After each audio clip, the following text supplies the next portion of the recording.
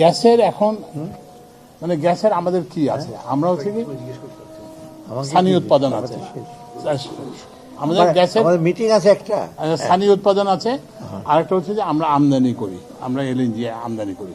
তো সুতরাং এটা কোনোটাই কম না। কিন্তু আপনাদের এটা একটা মনে রাখতে হবে যে শীতকালে যে আমাদের গ্যাসের একটা পাইপলাইনে, অন্যান্য বিদেশে যেটা করে কি ওরাকে পাইপলাইনকে হিট করে, কিন্তু আমাদের তো সেই ব্যবস্থা নেই। আমাদের ওই জন্য এইটার জন্য এটা কিন্তু কোনো সাপ্লাইয়ের অভাবের জন্য না। আমরা কিন্তু যে পরিমাণ এলএনজি আনার কথা সেই পরিমাণ এলএনজি আনতেছি, যে পরিমাণ আরো বলতে বেশি আনতেছি। আমরা বিআরসি একটা জায়গা করছি যেখানে বিভিন্ন মানে ক্রেতারাও যাবেন, বিক্রেতারাও যাবেন, সবাই মিলে একটা হবে, সেখানে একটা সিদ্ধান্ত। এটা তো একটা প্রক্রিয়া, এবং এটা তো অন্য জায়গায় কাজ করতেছে। ওরা তো এই যে আগে তো এলপিজির দাম কমাইছেও, তো এখন এটা হচ্ছে কি যে এটা একটা এই প্রক্রিয়াতে আমরা হস্তক্ষেপ করতে চাই।